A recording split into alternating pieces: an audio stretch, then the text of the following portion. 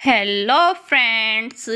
आज की हमारी कहानी जीवन की सबसे बड़ी सीख देने वाली कहानी। चलिए शुरू करते हैं। एक समय की बात है, एक जंगल में एक सेब का पेड़ था। एक बच्चा रोज उस पेड़ पर खेलने आया करता था। वह कभी पेड़ की डाली से लटकता, कभी फल तोड़ता, कभी उछल कूद करता था। सेब का पेड़ भी उस बच्चे से काफी खुश रहता था। कई साल इसी तरह बीत गए। अचानक एक दिन बच्चा कहीं चला गया और फिर लौट के नहीं आया। पेड़ ने उसका काफी इंतजार किया पर वह नहीं आया। अब तो पेड़ उदास हो गया था। काफी साल बाद वह बच्चा फिर से पेड़ के पास आया पर अब वह कुछ बड़ा हो गया था। पेड़ उसे देखकर काफी खुश हुआ और उसे अपने साथ खेलने के लिए कहा, पर बच्चा उदास होते हुए बोला कि अब वह बड़ा हो गया है, अब वह उसके साथ नहीं खेल सकता।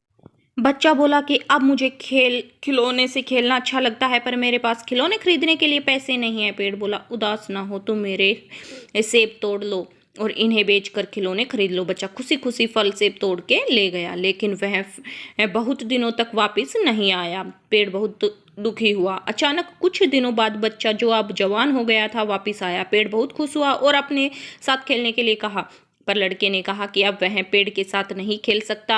अब मुझे कुछ पैसे चाहिए क्योंकि मुझे अपने बच्चों के लिए घर बनाना है। पेड़ बोला, मेरी शाखाएं बहुत मजबूत हैं, तुम इन्हें काट ले जाओ और अपना घर बना लो। अब लड़के ने खुशी खुशी सारी शाखाएं काट डाली और लेकर चला गया। उस समय पेड़ उसे देखकर बहुत खुश हुआ, लेकिन वह फिर कभी वापस नहीं आया और फिर से पेड़ अकेला और उदास हो गया था। अंत में वह काफी दिनों बाद थका हुआ वहां आया।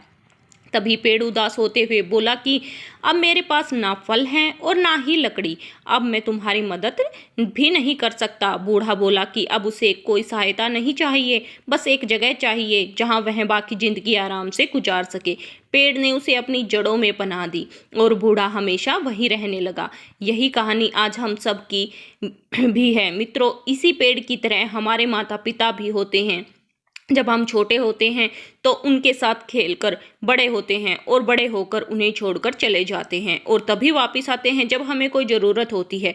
धीरे धीरे ऐसे ही जीवन बीत जाता है। हमें पेड़ रूपी माता पिता की सेवा करनी चाहिए, ना कि सिर्फ उनसे फ़ायदा लेना चाहिए। इस कहानी से हमें दिखाई देता है कि उस पेड़ के लिए वह बच्चा बहुत महत्वपूर्ण था और वह बच्चा बार बार ज़रूरत अनुसार उस पेड़ का उपयोग करता था। ये सब जानते हुए भी वह केवल उसका उपयोग ही कर रहा है, वह उसकी मदद करता रहा। इसी तरह आजकल हम सभी माता पिता का जरूरत के अनुसार उपयोग करते हैं और बड़े होने पर उन्हें भूल जाते हैं। हमें हमेशा अपने माता पिता की सेवा करनी चाहिए, उनका सम्मान करना चाहिए और हमेशा, भले ही हम कितने भी व्यस्त क्यों ना हो, उनके लिए थोड़ा सा समय तो निकालना ही चाहिए। तो फ्रेंड्स, अगर आपको आज की कहानी अच्छी लगी हो तो प्लीज लाइक, शेयर, कमेंट और सब्सक्राइब करें। धन्यवाद।